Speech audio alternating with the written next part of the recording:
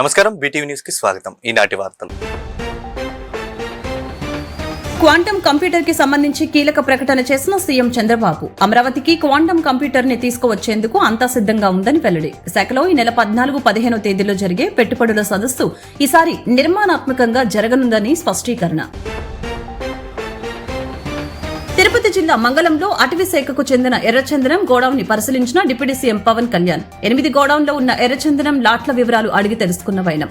ప్రతి ఎర్రచందనం దుంగకి ప్రత్యేక బార్ కోడింగ్, లైవ్ ట్రాకింగ్ వ్యవస్థలు ఏర్పాటు చేయాలని ఆదేశం. భక్త కనకదాస జయంతి సందర్భంగా కాంస్య విగ్రహాన్ని ఆవిష్కరించిన మంత్రి లోకేష్. సామాజిక తత్వవేత్తగా, స్వరకర్తగా భక్త కనకదాస సమాజ చైతన్యానికి ఎంతో కృషి చేశారని ప్రశంస. వైసీపీ అంతరించిపోతున్న పార్టీ అని, కూటమి రాష్ట్రాన్ని అభివృద్ది చేస్తున్న పార్టీ అని బీజేపీ ఎమ్మెల్యే ఆది నారాయణ రెడ్డి వెల్లడి. వైసీపీ వస్తే అంతా విధ్వంసమేనని, కూటమి ద్వారా అభివృద్ది జరుగుతుందని స్పష్టీకరణ. క్వాంటమ్ కంప్యూటర్ కు సంబంధించి ముఖ్యమంత్రి చంద్రబాబు నాయుడు కీలక ప్రకటన చేశారు. అమరావతి క్వాంటమ్ కంప్యూటర్ ను తీసుకువచ్చేందుకు అంతా సిద్ధంగా ఉందని తెలిపారు. విశాఖలో ఈ నెల 14-15 తేదీలో జరిగే పెట్టుబడుల సదస్సు ఈసారి నిర్మాణాత్మకంగా జరగనుందని ముఖ్యమంత్రి చంద్రబాబు నాయుడు తెలిపారు. శనివారం మీడియాతో నిర్వహించిన చిట్ చాట్ లో సీఎం మాట్లాడుతూ ప్రెజెంటేషన్, ఎగ్జిక్యూషన్, ఎగ్జిబిషన్, ఒప్పందాలు ఇలా వివిధ రూపాల్లో 2 రోజుల పాటు సదస్సు సాగనుందని అన్నారు. ప్రజలకు అధునాతన అవసరాలు, అత్యాధునిక సాంకేతిక అంశాలపై అధ్యయనం కూడా ఉంటుందని తెలియజేశారు. ప్రతి వ్యక్తి అకౌంటబిలిటీ పరిధిలోకి వచ్చి రాష్ట్ర స్థాయి నుంచి గ్రామ స్థాయి వీఆర్ఓల వరకు బాధ్యతగా పనిచేసేలాగా చర్యలు తీసుకుంటామని సీఎం అన్నారు. ఈ విధానం వలన ప్రజలకు మెరుగైన సేవలు అందుతాయని చెప్పుకొచ్చారు. ఇప్పుడు జరుగుతున్న ఒప్పందాలకి, పెట్టుబడుల సదస్సుకి సంబంధం లేకుండా దేనికదే విడివిడిగా నడుస్తాయని అన్నారు. పెట్టుబడుల సాధనలో మంత్రి నారా లోకేష్ క్రియాశీలకంగా వ్యవహరిస్తూ ఎంతో కృషి చేస్తున్నారని అన్నారు. ఒకప్పుడు మోస్ట్ బ్యాక్వర్డ్ ప్రాంతం ఏదంటే కుప్పం, భవిష్యత్తులో మోస్ట్ హ్యాపెనింగే కాకుండా మోస్ట్ ప్రాస్పరస్ ప్లేస్ గా మనం దీన్ని తయారు చేయాల్సిన అవసరం ఉంది. దానికి ఈ రోజు మనం ఒక నాంది పలికాం. అంటే ఒకే రోజు 7 సంస్థలకు శంకుస్థాపన చేసుకున్నాం. ఇవన్నీ కూడా మీరు చూస్తే ఒక్కొక్కటి ఒక్కొక్క రంగానికి సంబంధించినటువంటి పరిశ్రమలు వస్తున్నాయి. ఇవన్నీ వేరియస్ ప్రాంతాల్లో ఇవన్నీ వస్తే ఆ ప్రాంతంలో ఉండే వాళ్ళు, నేను ఎప్పుడు చెప్పేవాడిని, వాక్ టు వర్క్ అని, కాలు నడకన పోవడం. లేకుంటే సైకిల్ ఒకటి తీసుకుంటే దానికి కూడా ఎలక్ట్రికల్ సైకిల్ పెట్టుకుంటే ఈజీగా పోయి పని చేసుకుని మళ్ళా ఇంటికి వచ్చే పరిస్థితి వస్తుంది. ఇంకొక పక్కన మనం మన ప్రాంతాన్ని ఇన్ సత్యవే మీరు చూస్తే మనం అనుకున్న పనులన్నీ అయితే ఎక్కడ కూడా పొల్యూషన్ ఉండదు. అలాంటి వాతావరణాన్ని మనం క్రియేట్ చేస్తాం. ఇంకొక పక్కన బిర్లా మనతో ఒక అగ్రిమెంట్ చేసుకుని స్కిల్ డెవలప్మెంట్, కొన్ని వేల మందిని స్కిల్ డెవలప్మెంట్ చేసి మన వాళ్ళల్లో ఉండే స్ట్రెంగ్త్ ఏమన్నీ ఉన్నాయో అవన్నీ కూడా తీసుకొని లోకల్ పీపుల్ కు ఉద్యోగాలు వచ్చే విధంగా వాళ్ళు స్కిల్ డెవలప్మెంట్ చేయబోతున్నారు. మనం ఇక్కడనే కాదు, అవసరమైతే వేరే ప్రాంతాలకు కూడా పోయేసి పని చేసుకోవడానికి అవకాశాలు వస్తాయి. ఇంకొక పక్కన వర్క్ ఫ్రం హోమ్ కూడా తీసుకొస్తాం, కో వర్కింగ్ స్పేస్ కూడా తీసుకొస్తాం. అంటే ఎవరైనా సరే ఇంట్లో నుంచి పని చేసుకుంటారు. పని చేసిన తర్వాత ఫిజికల్ గా పోవాలంటే ఫ్యాక్టరీస్ అని వచ్చాయి, ఇంకా వస్తాయి. ఇంకొక పక్కన వీళ్ళందరూ ఇంకా ట్రైనింగ్ నేర్చుకోవాలంటే కంటిన్యూగా కో వర్క్ స్పేస్ క్రియేట్ చేసి వివిధ కంపెనీలకు అక్కడ పనిచేస్తూనే వాళ్ళు కూడా నేర్చుకుంటూ, స్కిల్ నేర్చుకుంటూ ఇంకా పైకి పోయే అవకాశం వస్తుంది. ఈ రోజు మహిళల్లో డాక్రా సంఘాలు ఉన్నారు. మీ దగ్గర డబ్బులకు ప్రాబ్లం లేదు. నా ఉద్దేశం కూడా 1 ఫ్యామిలీ 1 ఆంటర్‌ప్రెన్యూర్. ఇందులో ప్రధానమైన పాత్ర డాక్రా సంఘాలు చేయాల్సిన అవసరం ఉంది. ఈ సంవత్సరమే 1,00,000 మంది పారిశ్రామికవేత్తల్ని డాక్రా సంఘాల నుంచి, మెప్మా సంఘాల నుంచి తయారు చేస్తున్నాం. అల్టిమేట్ గా ప్రతి ఒక్క మహిళ ఒక పారిశ్రామికవేత్త కావాలనేది నా ఆలోచన. ప్రతి ఒక్క యువత కూడా ఒక పారిశ్రామికవేత్త కావాలి. ఈ రోజు నేను తీసుకున్న నిర్ణయం మీరు చూస్తే ఇది ఇంకొక చరిత్ర తిరగరాసే నిర్ణయం. ఆ నిర్ణయం 1 ఫ్యామిలీ 1 ఆంటర్‌ప్రెన్యూర్. రెండోది, one family, one air. Tirupati జిల్లా మంగళం అటవీ శాఖకు చెందిన ఎర్రచందనం గోడౌన్ ను శనివారం మధ్యాహ్నం రాష్ట్ర ఉప ముఖ్యమంత్రి అటవీ పర్యావరణ శాఖ మంత్రి పవన్ కళ్యాణ్ పరిశీలించారు. 8 గోడౌన్లో ఉన్న ఎర్రచందనం లాట్లను వివరంగా అడిగి తెలుసుకున్నారు. ఏబిసి నాన్ గ్రేడ్ల వారీగా దుంగల వివరాలు అడిగి తెలుసుకున్నారు. ప్రతి గోడౌన్లో రికార్డులు పరిశీలించారు. ప్రతి ఎర్రచందనం దుంగకి ప్రత్యేక బార్ కోడింగ్, లైవ్ ట్రాకింగ్ వ్యవస్థ ఏర్పాటు చేయాలని, పట్టుబడిన దగ్గర నుండి అమ్ముడుపోయే వరకు ఒక్క దుంగ కూడా మిస్ అవ్వకూడదని అటవీ శాఖ అధికారులను ఆదేశించారు. కడప జిల్లా ముఖ్యంగా 2-3 జోన్స్ చాలా విపరీతంగా జరుగుతుంది. అంటే అది చాలా అసలు విలువైన వుడ్, అది అసలు ఆ సిస్టమ్ అంతా ఆ అడవికి చాలా అవసరం. ఒకటి నేను గవర్నమెంట్ మన డిపార్ట్మెంట్ ఫారెస్ట్ డిపార్ట్మెంట్ అధికారులతో కూడా చెప్పింది ఏంటంటే, మొన్న రివ్యూ మీటింగ్లో కూడా ప్రత్యేకించి పేషి నుంచి నేను మాట్లాడుతుంది, ఎర్రచందనం ఏదన్నా సరే మిగతా అవసరాలకు కావాలంటే తోటల్లో పెంచుకోవచ్చు, ఫామ్స్లో పెంచుకోవచ్చు, మేబీ అది వాళ్ళు వాడుకోవచ్చే. కానీ ఇది మటుకు ఈ అడవులకే పరిమితం అయిన, ఎందుకంటే ఈ ఎకో సిస్టమ్ని, ఈ బయోడైవర్సిటీని కాపాడేది మొక్క. సో అందుకని దీని మీద ప్రత్యేకించి మేము శ్రద్ధ తీసుకుంటా ఉన్నాం. ఈ ప్రత్యేకించి ఈ మీడియా మీకు ఈ మీడియా సమావేశం నుంచి నేను చెప్పదలుచుకుంది ఏంటంటే, to all the red standard smugglers, 4 king పిన్స్ని ఐడెంటిఫై చేశారు. ఇట్స్ వాళ్ళని ఎలా పట్టుకోవాలి, ఏం తీసుకురావాలంటే దాని మీద చెప్పే కాదు కాబట్టి అవి టాస్క్ ఫోర్స్ కానీ state police and with help of forest department దాన్ని తీసుకెళ్తారు ముందుకి. కానీ రెడ్ శాండర్స్ ఇది వెంకటేశ్వర స్వామి గాయం నుంచి పుట్టిన చెట్టు. సెంటిమెంట్గా దయచేసి దీన్ని శేషాచలం అడవుల్లోని ఎర్రచందనాన్ని దయచేసి ఎవరు కొనగలరు. That's my first appeal. 2, ఎవరైనా సరే ఉపాధి లేక మీకు ఏదైనా కొట్టేస్తుంటే కన్సర్న్ కలెక్టర్ దగ్గరికి వెళ్ళండి, లేక కన్సర్న్ లీడర్స్ దగ్గరికి వెళ్ళండి. స్థానికంగా ఇక్కడ ఎవరన్నా కూర్చోబెట్టి సహాయపడి దానికి ఏదైనా ఆల్టర్నేట్ ఎంప్లాయ్మెంట్ చేస్తాం తప్ప దయచేసి మీరు ఎర్రచందనం చెట్లలో నరికివేతలు మీరు పాల్గొనకండి. అలాగే మిగతా రాష్ట్రాల నుంచి వచ్చే వాళ్ళకు కూడా ఒక అవేర్నెస్ క్యాంపెయిన్ స్టార్ట్ చేస్తాం, తమిళనాడులో కానీ మిగతా చోట్ల నుంచి కానీ. ఆ క్యాంపెయిన్లో కూడా దయచేసి మీరు ఇక్కడికి వచ్చి దీన్ని మీరు కేసులో ఇరుకోవద్దు, అది చాలా ఫామ్గా చెప్తా ఉన్నాం. ఎడ్యుకేట్ చేస్తున్నాం, అవేర్నెస్ ప్రోగ్రామ్స్ ఇస్తూ ఉన్నాం. ఇవన్నీ అలాగే నేను అడుగుతున్నాను, it's also create law and order problems. అది ఎలా చేస్తున్నారంటే, వీళ్ళు నరికి దొంగలు తీసుకెళ్ళిపోతున్నప్పుడు వీళ్ళని ఆపాలనుకున్నప్పుడు వీళ్ళు లైసెన్స్ ప్లేట్ లేని కార్లు కావచ్చు, లేదంటే అసలు ఇంజిన్లో కూడా చాసిస్ మీద నెంబర్లు చెడిపేసి దొంగతనం చేసిన కార్లు, అది ఒక చాలా క్రమబద్ధీకరణతో జరుగుతుంది, చాలా మెథాడికల్గా జరుగుతుంది.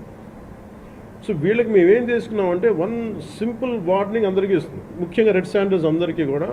రెడ్ శాండర్స్ని ఎవరైతే సపోర్ట్ చేస్తున్నారో, మీరు స్మగ్లర్స్ కావచ్చు, కొట్టేసే వాళ్ళు కావచ్చు, కింగ్ పిన్స్ కావచ్చు, it's a very firm warning to you all. Operation Kagar లాంటిది ఎక్స్ట్రీమ్ లెఫ్ట్ వింగ్ ఎక్స్ట్రీజంని హ్యాండిల్ చేయగలిగినప్పుడు ఈ కంట్రీ, ఒక ఐడియాలజికల్ బేస్డ్ ఉన్న వాళ్లే కూర్చోబెట్టి కష్టమైపోతున్న లొంగిపోతున్నప్పుడు. భక్త కనకదాస జయంతి సందర్భంగా మంత్రి లోకేష్ శుభాకాంక్షలు తెలిపారు. సామాజిక తత్వవేత్త, స్వరకర్తగా భక్త కనకదాస సమాజ చైతన్యానికి ఎంతో కృషి చేశారని కొనియాడారు. తన కీర్తనలు, రచనలతో ఆధ్యాత్మిక విలువలు పెంపొందించారని అన్నారు. ఆ మహనీయుడి జయంతిని రాష్ట్ర పండుగగా జరుపుకోవడం చాలా సంతోషంగా ఉందని చెప్పారు. భైరవాని తిప్ప ప్రారంభించింది టిడిపేనని, పూర్తి చేసేది టిడిపేనేనని ఐటీ శాఖ మంత్రి నారా లోకేష్ స్పష్టం చేశారు. భక్త కనకదాస జయంతి సందర్భంగా అనంతపురం జిల్లా కళ్యాణదుర్గంలో నిర్వహించిన కార్యక్రమంలో మంత్రి లోకేష్ ముఖ్య అతిథిగా హాజరై ఆయన కాంస్య విగ్రహాన్ని ఆవిష్కరించారు. భక్త కనకదాస జయంతి సందర్భంగా ప్రజలకు శుభాకాంక్షలు తెలియజేశారు. సామాజిక తత్వవేత్తగా, స్వరకర్తగా భక్త కనకదాస సమాజ చైతన్యానికి ఎంతో కృషి చేశారని కొనియాడారు. తన కీర్తనలు, రచనలతో ఆధ్యాత్మిక విలువలు పెంపొందించారని లోకేష్ తెలిపారు. ఆ మహనీయుని 111వ జయంతిని రాష్ట్ర పండుగగా జరుపుకోవటం చాలా సంతోషంగా ఉందని తెలియజేశారు. కళ్యాణదుర్గంలో రాష్ట్ర స్థాయి భక్త కనకదాస జయంతిలో పాల్గొనడం, ఆయన విగ్రహాన్ని ఆవిష్కరించడం అదృష్టంగా భావిస్తున్నట్లు తెలిపారు. ఆర్డీటీకి త్వరలోనే FCRA రెన్యువల్ చేయిస్తున్నామని మంత్రి లోకేష్ తెలిపారు. తెలుగుదేశం, జనసేన, భారతీయ జనతా పార్టీని ఎప్పుడు లేని విధంగా 94% సీట్లలో గెలిపించి మమ్మల్ని మీరు ఆశీర్వదించారు. చేయాల్సిన పనులు అనేక ఉన్నాయి. నాకు ఇప్పుడు కూడా బాగా గుర్తు, పాదయాత్రలో మన సంఘ పెద్దలందరినీ కలిసా, వాళ్ళందరితో నేను చర్చించా.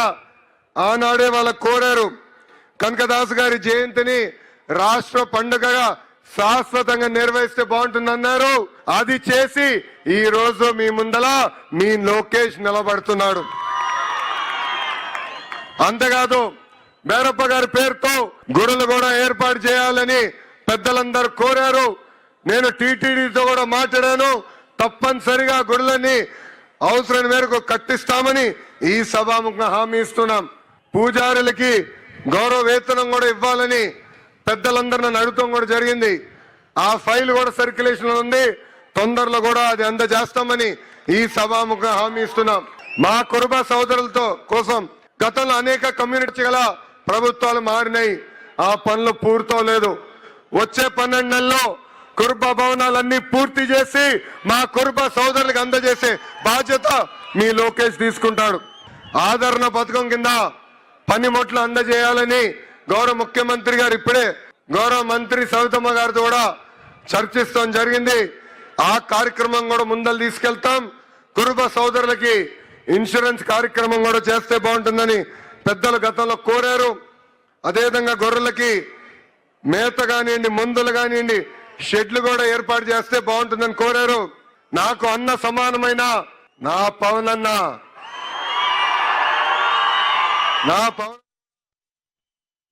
వైసీపీ అంతరించిపోతున్న పార్టీ అని, కూటమి రాష్ట్రాన్ని అభివృద్ధి చేస్తూ తన కూడా అభివృద్ధి చెందుతున్న పార్టీ అని బీజేపీ ఎమ్మెల్యే ఆదినారాయణ రెడ్డి పేర్కొన్నారు.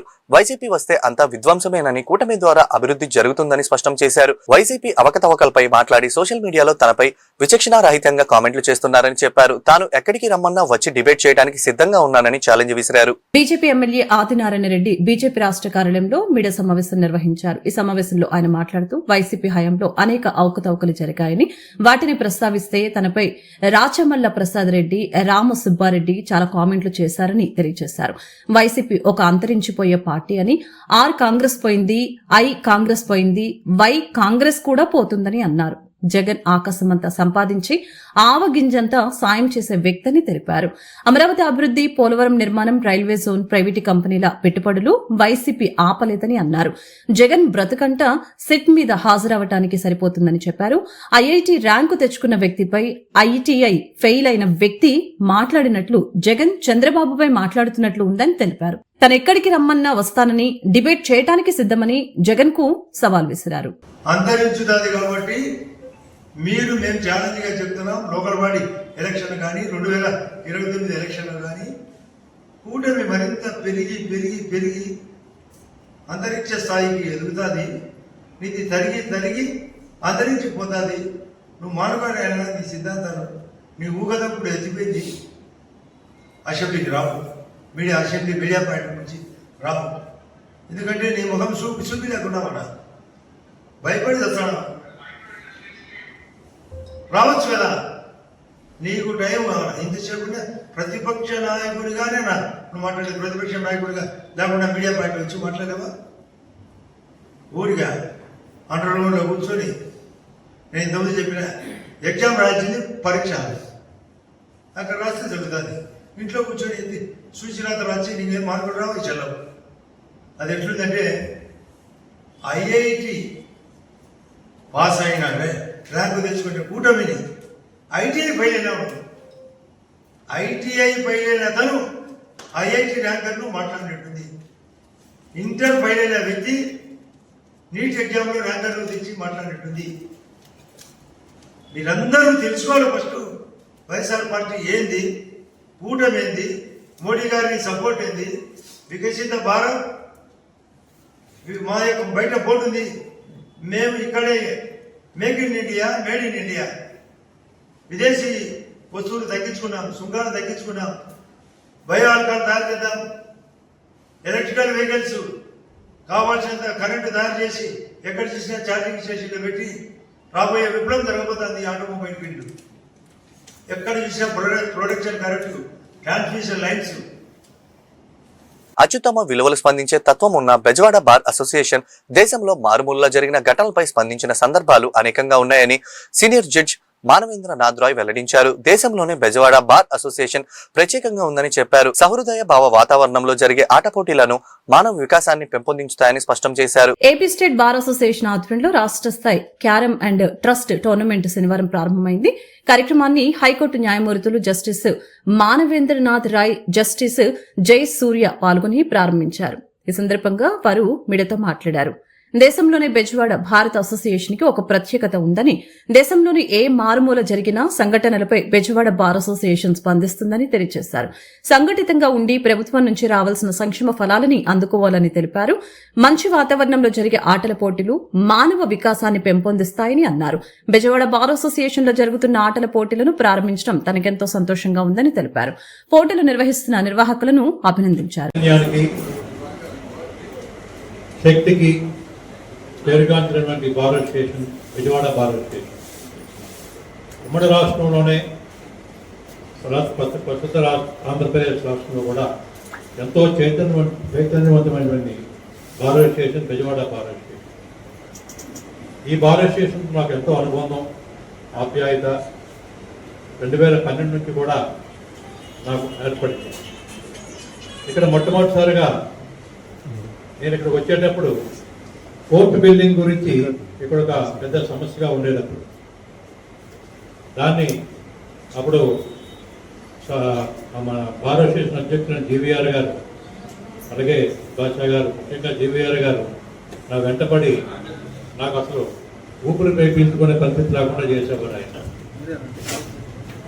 ఆయన తాలూకా పట్టుదల చూసి ఏదో బార్ అసోసియేషన్ చేయాలి బిల్డింగ్ గురించి అని ఒక నిర్ణయం తీసుకున్న తర్వాత అప్పుడు ఉన్న మీ జిల్లా ముద్దుగడ్డ, అప్పుడున్న పోర్ట్ఫోలియో జడ్జి గారు వారు కూడా సంకల్పం చాలా గట్టిగా చేయడం వల్ల నేను కూడా కూనుకొని దీనికి పునాది వేయడం జరిగింది.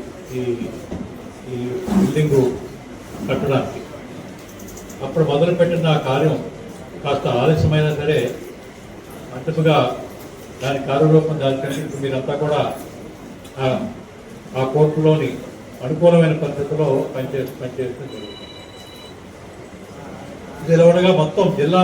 విజయవాడలో ప్రైవేట్ హాస్పిటల్స్ లో మాఫియా రెచ్చిపోతుంది. కొన్ని ప్రైవేట్ హాస్పిటల్లో ప్రజల ప్రాణాలంటే లెక్కలేని తరంగా వ్యవహరిస్తున్నాయి. అయితే విజయవాడలో పల్లెం పెద్దేశ్వరరావు హాస్పిటల్లో సరికొత్త మోసానికి తెరలేపింది. కిడ్నీ సమస్యతో బాధపడుతున్న వ్యక్తికి కాపాడకపోగా లక్షల్లో బిల్లు వసూలు చేసింది. ప్రజల ప్రాణాలతో చెలగాటం ఆడుతున్న పల్లెం పెద్దేశ్వరరావు హాస్పిటల్ న్యాయం చేయాలని ప్రజాప్రతినిధులు అండగా నిలబడి కొమ్ము కాయడం గమనార్థకం.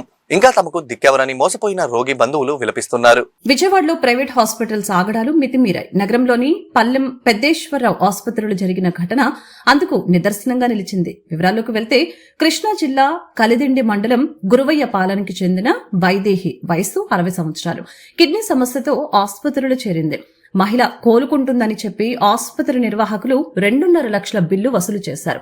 మాట్లాడిన కొంతసేపటికి చనిపోయినట్లు ఆసుపత్రి సిబ్బంది సమాచారం ఇచ్చారు. ఆమె పరిస్థితి తమకు ఎందుకు వివరించలేదని బంధువులు నిలదీశారు. ఈ నేపథ్యంలో మృతురాలి బంధువులకు వైద్యులకు వాగ్వాదం చోటు చేసుకుంది. మృతురాలి బంధువులతో వైద్యులు 10 ఎకరాలు అమ్మి తమకు భూములు కట్టారా అని ఎగతాళి చేయడంతో వివాదం తలెత్తింది. ఇరు వర్గాల వాగ్వాదం, మృతురాలి మరిది విజయవాడ రిజర్వ్ ఎస్ఐ సుభాష్ చంద్రబోస్ పై ఆసుపత్రి సిబ్బంది దాడికి దిగారు. దాడిలో ఆర్ఎస్ఏ బోస్కి తీవ్ర గాయాలు అయ్యాయి. బంధువుల ఆందోళనతో ఆసుపత్రి వద్ద ఉద్రిక్త వాతావరణం నెలకొంది. ఆసుపత్రి తరపున రాజకీయ నాయకులు రంగంలోకి దిగారు. రాజీ కుదుర్చుకోవాలని మృతురాలి బంధువులపై ఒత్తిడి చేశారు. గాయాల పాలైన ఆర్ఎస్ఏ బోస్ ని స్థానిక పోలీసులు పట్టించుకోకపోగా పోలీసు అధికారిపై దాడి చేసిన ఆసుపత్రి యాజమాన్యానికి స్థానిక పోలీసులు కొమ్ము కాయటంపై బంధువుల్లో ఆగ్రహం వ్యక్తమైంది. ఆసుపత్రి యాజమాన్యం తరపున ఒక పార్టీ కార్పొరేటర్లు, మాజీ కార్పొరేటర్ రాయబారం నడుపుతున్నట్లు సమాచారం. మీరు ఇబ్బంది పడద్దు, బాగానే ఉందని చెప్పేసి అప్పటికే చనిపోయిందండి. అప్పటికే చంపేశారో చనిపోయింది చెప్పలేదు. తర్వాత 10 నిమిషాలకు వచ్చేసి వీళ్ళకి మళ్ళీ ఇంజక్షన్ చేయాలి, డయాలసిస్ చేయాలి మళ్ళీ అని 15,000కి మళ్ళీ బిల్లు కట్టించి మళ్ళీ డయాలసిస్ అన్నారు. అయిపోయిన తర్వాత వాళ్ళు ఏం చేశారో తెలీదు. మా వదిలిగా చనిపోయారండి. చనిపోయిన తర్వాత సమయంలో చనిపోయారు. ఈరోజు చనిపోయిన తర్వాత మేము ఆ డాక్టర్ గారిని అడిగితే అక్కడ ఉన్న డాక్టర్ గారి పేరు అయితే చెప్పట్లేదండి. 10 ఎకరాలు అమ్ముకు రావాల్సింది ఈ హాస్పిటల్కి 10 ఎకరాలు అమ్ముకు రావాలని మేము ఈ విధంగా అడుగుతుంటే గేట్ దగ్గర ఉన్న మనుషులతో మమ్మల్ని కోసేపించేశారు. ముందుగా గేట్ దగ్గర రౌడీలు ఉన్నారు, రౌడీలు కూడా పెట్టుకున్నట్టున్నారు ఈ హాస్పిటల్లో. సెంట్రల్ ఎమ్మెల్యే క్యాంపు కార్యాలయంలో 13 మంది లబ్ధిదారులకు 7,48,358 రూపాయల సీఎంఆర్ఎఫ్ చెక్కులను అందించడం జరిగింది. ఎమ్మెల్యే కార్యాలయానికి వచ్చిన ప్రతి అర్జీకి శాశ్వత పరిష్కారం చూపుతామని ఎమ్మెల్యే బోండా ఉమామహేశ్వరరావు తెలియజేశారు. రాష్ట్రంలో ప్రజల ఆరోగ్య సంరక్షణకు కూటమి ప్రభుత్వం కట్టుబడి ఉందని వెల్లడించారు. సింగనగర్ లోని ఎమ్మెల్యే క్యాంపు కార్యాలయం నందు సెంట్రల్ నియోజకవర్గంలోని 24, 58 డివిజన్లకు చెందిన 13 మంది ముఖ్యమంత్రి సహాయ నిధికి నమోదు చేసుకున్న వారికి 7,48,358 రూపాయల విలువైన చెక్కుల్ని ప్రభుత్వ విప్ సెంట్రల్ నియోజకవర్గ శాసనసభ్యులు బోండా ఉమామేశ్వరరావు అందజేయడం జరిగింది.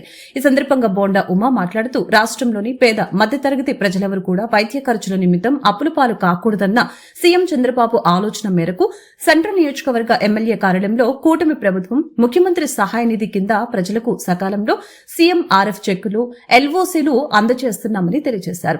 2024 ఎన్నికల్లో తెలుగుదేశం పార్టీ ఎన్నికైన తర్వాత పేదల సమస్యలకి పరిష్కారం చూపిస్తూ ప్రజల కష్టాలను తీరుస్తూ అధికారం కేవలం అలంకారం కాకుండా గొప్ప బాధ్యతగా తాను కార్యాలయం ప్రజలకు జవాబుదారీగా పనిచేస్తూ వారి కష్టాలను తీర్చడానికి కృషి చేస్తున్నామని వెల్లడించారు. ఎన్నికల్లో తెలుగుదేశం ప్రభుత్వం అధికారంలోకి వచ్చినాక ముఖ్యమంత్రిగా చంద్రబాబు నాయుడు బాధ్యతలు తీసుకున్నాక ఈ నియోజకవర్గంలో నేను శాసనసభ్యుడిగా అయినాక పేదలకి సమస్యలకి పరిష్కారం చూపించే విధంగా, ప్రజల సమస్యలకి పరిష్కారం చూపించే విధంగా పనిచేస్తాం.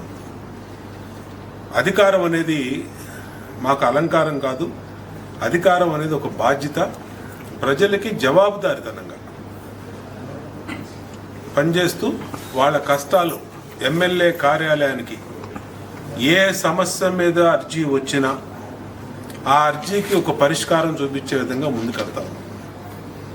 గతంలో కూడా 2014-19 నేను శాసనసభ్యుడిగా ఉన్నప్పుడు 30 కోట్ల రూపాయలు ముఖ్యమంత్రి సహాయ నిధి ద్వారా ప్రజలకి సహాయం చేసాం, ప్రజలకి ఆదుకున్నాం. అట్లాగే ఇప్పుడు ఈ 17 నెలల కాలంలో దాదాపు 3 కోట్ల రూపాయలు పైబడి ముఖ్యమంత్రి సహాయ నిధి చెక్కులు తీసుకొచ్చాం. ఏదైతే ఎమ్మెల్యే కార్యాలయానికి ఆపదలో సహాయం కోసం వచ్చారో వాళ్ళు ఇచ్చినటువంటి ప్రతి అర్జీని ముఖ్యమంత్రి గారి దృష్టికి తీసుకెళ్ళి అక్కడ చెక్కులు రాపిచ్చి ఈ విధంగా చెక్కులు తీసుకొచ్చి మళ్ళీ గౌరవప్రదంగా వాళ్ళకి ఆఫీస్కి పిలిపించి ఇస్తా ఉన్నాం. ఈరోజు 58వ డివిజన్లో డివిజన్ పార్టీ అధ్యక్షుడు దుర్గారావు, అట్లాగే మన కార్యదర్శి రవికుమారు, అలాగే మాజీ కార్పొరేటర్ సోమేశ్వరరావు, అలాగే మా సుల్తానా, మా డివిజన్ పార్టీ నాయకుల ఆధ్వర్యంలో ఈ రోజున దాదాపు 7 లక్షల రూపాయలు 11 మందికి చెక్కులు ఇచ్చాం. సంతోషంగా ఉంది. ₹1 దీంట్లో వాళ్ళ ఖర్చు లేకుండా. అక్కడికి ముఖ్యమంత్రి కార్యాలయానికి వెళ్ళాలంటే వీళ్ళకి ₹500 ఖర్చు అవుతుంది. ఆ ఖర్చు కూడా లేకుండా మా కార్యాలయం నుంచే మా పిఎల్ని పెట్టి, మా మనుషుల్ని పెట్టి అధికారుల దగ్గరికి పంపించి ఈ అర్జీల్ని పరిష్కరించి మళ్ళీ అక్కడ చెక్కులు తీసుకొని మళ్ళీ చెక్కులు తీసుకొచ్చి గౌరవప్రదంగా ఇస్తా ఉన్నాం. ఇది చాలా సంతోషంగా ఉంది. జవాబుదారితనంగా పనిచేయటం, ప్రజలకి సేవ చేయటం కోసమే మేము ఉన్నాం. ఆ ప్రజలకు సేవ చేసే ఎన్టీఆర్ జిల్లాలో అధికారులు 20 సూత్రాలు అమలు చేస్తూ ప్రజలు మెరుగైన సేవలు అందించే దిశగా కృషి చేస్తున్నారని 20 సూత్రాల అమలు కమిటీ చైర్మన్ లంకా దినకర్ వెల్లడించారు. స్వర్ణాంధ్ర చూడాలంటే ప్రజలు మెరుగైన తాగునీరు అందించాల్సిన అవసరం ఉందని, కేంద్ర ప్రభుత్వ వికసిత్ భారత్ పథకాలను జిల్లాలో ముందుకు తీసుకువెళ్తున్నామని అన్నారు. ఎన్టీఆర్ జిల్లాలో 20 సూత్రాలు అమలుపై కమిటీ చైర్మన్ లంకా దినకర్ సమీక్ష సమావేశం ఎన్టీఆర్ జిల్లా కలెక్టరేట్ లో నిర్వహించారు. ఈ సందర్భంగా ఆయన మాట్లాడుతూ ఆరోగ్య మిషన్ సమీక్ష నిర్వహించామని తెలియజేశారు. జనని సురక్ష పథకం, అంగన్వాడీ కేంద్రాలు, ఎన్టీఆర్ వైద్య సేవ, ఆయుష్మాన్ భవ కార్డులు అందచేత 108, 102 సేవలు, అమృత్ భారత్ వంటి అనేక కేంద్ర ప్రభుత్వ పథకాలు జిల్లాలో అమలు చేస్తున్న తీరును అధికారుల్ని అడిగి తెలుసుకున్నారు. మరింత మెరుగైన సేవలు అందించే విధంగా విధి విధానాలు అధికారులకి సూచించామని చెప్పారు. తదుపరి సమీక్ష నాటికి మరింత మెరుగైన అభివృద్ధి సాధించాలని ఆదేశించామని అన్నారు. అలాగే ఎంఎంఆర్ మదర్ మోర్టాలిటీ రేట్ దగ్గరకు వచ్చేటప్పటికి, అంటే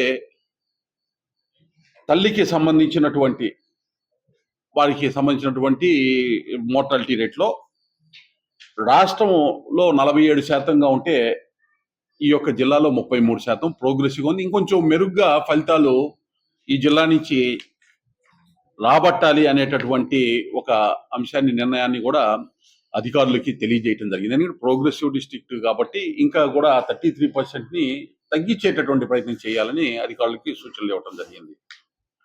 అలాగే ప్రధానమంత్రి నేషనల్ డయాలసిస్ ప్రోగ్రాం కింద PMNDP కార్యక్రమం కింద ఈ జిల్లాలో జగ్గయ్యపేటలో ఒకటి, ఏకొండూరులో ఒకటి, అదేవిధంగా తిరువూరులో ఒకటి డయాలసిస్ కేంద్రాలు ఆ PMNDP కింద నడుస్తూ ఉన్నాయి. ఇవి కాకుండా ఇంకొక 17 అంటే దాదాపు ఒక 20 కేంద్రాలు డయాలసిస్ కేంద్రాలు ఈ యొక్క జిల్లాలో నడుస్తూ ఉన్నాయి. అయితే డయాలసిస్ సెంటర్స్ ముఖ్యంగా ఏకొండూరు ప్రాంతంలో ఇంకా కూడా రిక్వైర్మెంట్ ఉంది.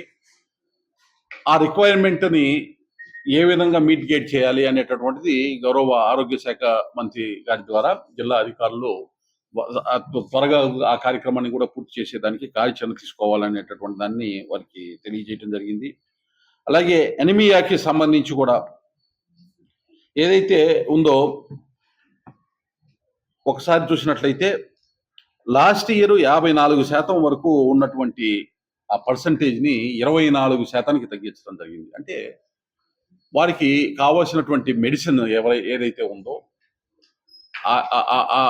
అనిమియా రక్తహీనత అనేటటువంటి తగ్గించేదానికి కావాల్సినటువంటి ఐరన్ టాబ్లెట్స్ కానీ వాటికి కావాల్సినటువంటి పోషక అవసరాలు ఏవైతే ఉన్నాయో వాటిని అన్నింటినీ కూడా సక్రమంగా తీర్చడం వల్ల గతంలో ఉన్నటువంటి 54 భారత సుప్రీంకోర్టు ప్రధాన న్యాయమూర్తి జస్టిస్ బిఆర్ గవాయ్ పై జరిగిన దాడికి నిరసనగా ఈ నెల 20న ఢిల్లీలో జంతర్ మంతర్ వద్ద హాల్లో దళిత్ చలో ఢిల్లీ కార్యక్రమం పేరుతో నిరసన కార్యక్రమం చేపట్టామని MRCS వ్యవస్థాపకులు ఉసిరిపాటి బ్రహ్మయ్య మాదిగ వెల్లడించారు. దాడికి పాల్పడిన సనాతన మధువాది రాకేష్ కిషోర్ ను కఠినంగా శిక్షించాలని కేంద్ర ప్రభుత్వాన్ని డిమాండ్ చేశారు. శనివారం గాంధీనగర్ ప్రెస్ క్లబ్ లో MRPS ఆధ్వర్యంలో మీడియా సమావేశం నిర్వహించడం జరిగింది. సమావేశంలో MRPS వ్యవస్థాపకులు ఉసిరిపాటి బ్రహ్మయ్య మాదిగ పాల్గొని మాట్లాడారు.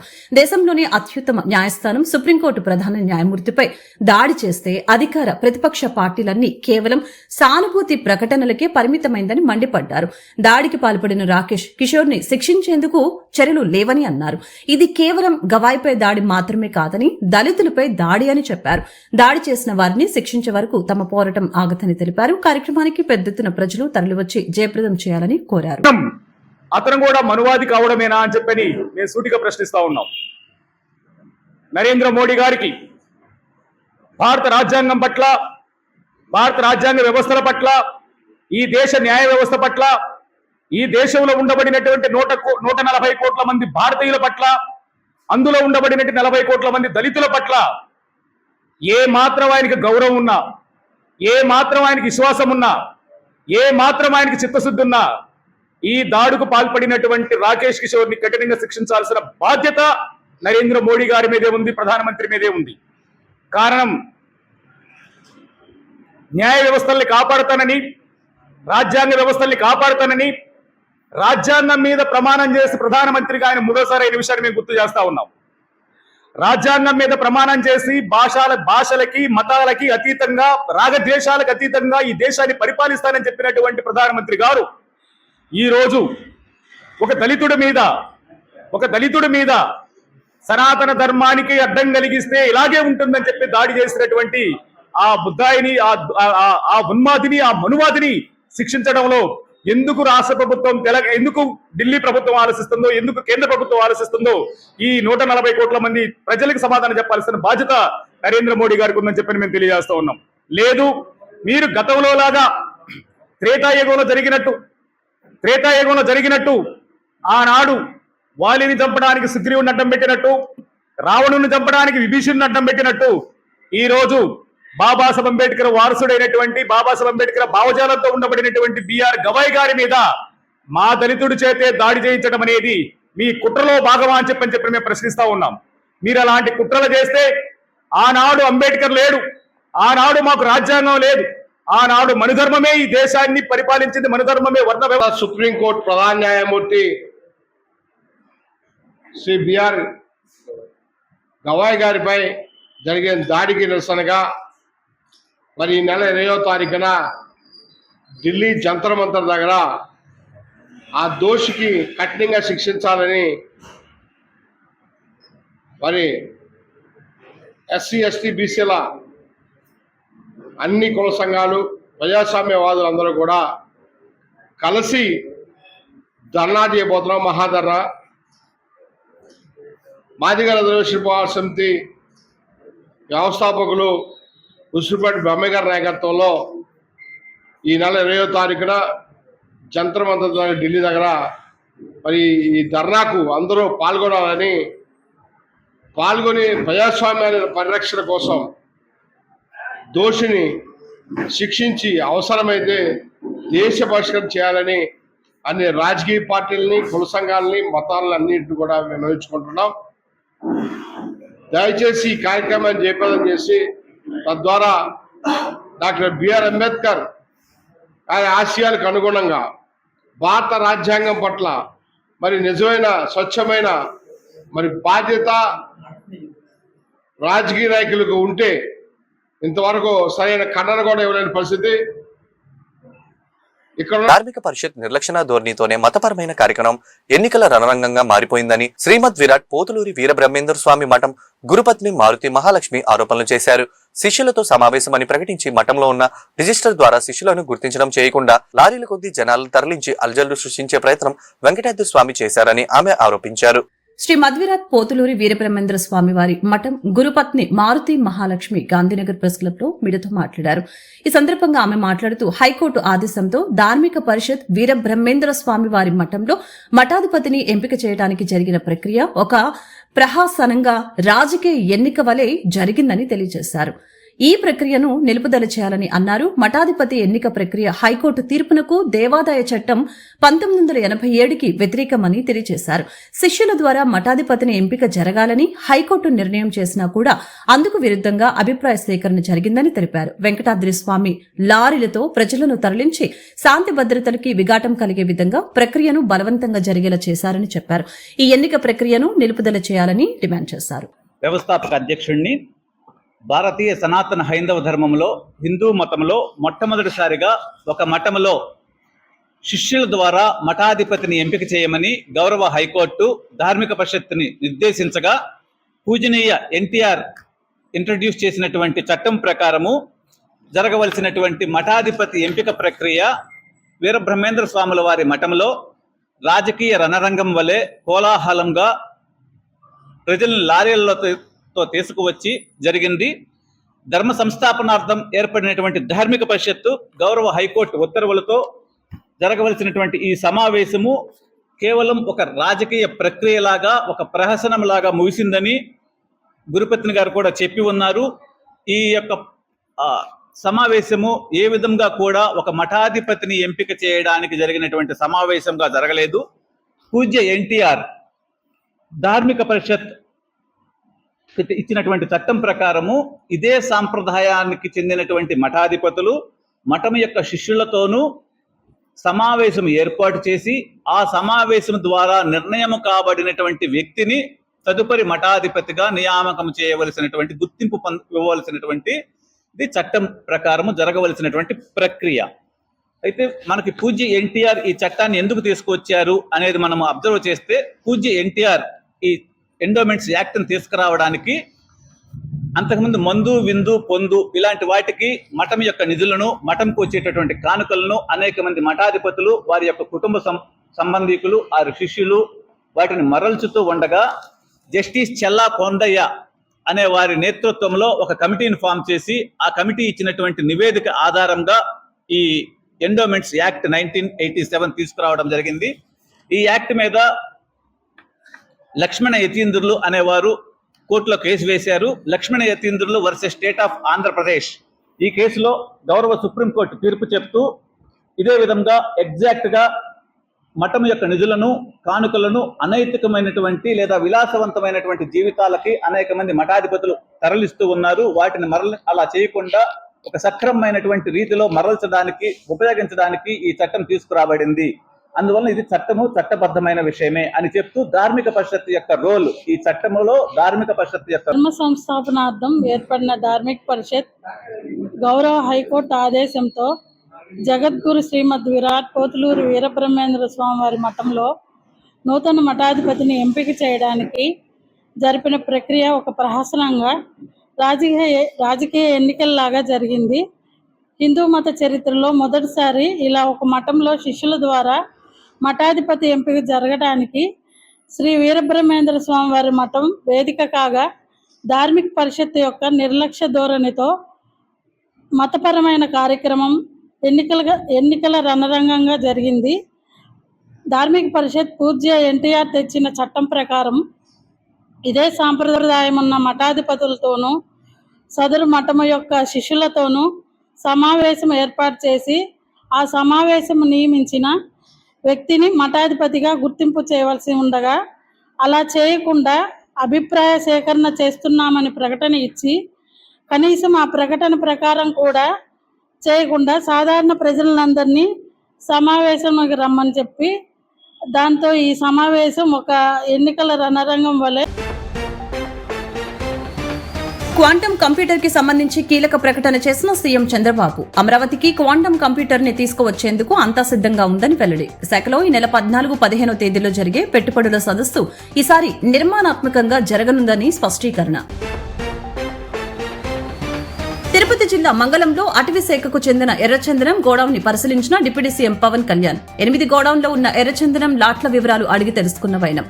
ప్రతి ఎర్రచందనం దుంగకి ప్రత్యేక బార్ కోడింగ్, లైవ్ ట్రాకింగ్ వ్యవస్థలు ఏర్పాటు చేయాలని ఆదేశం.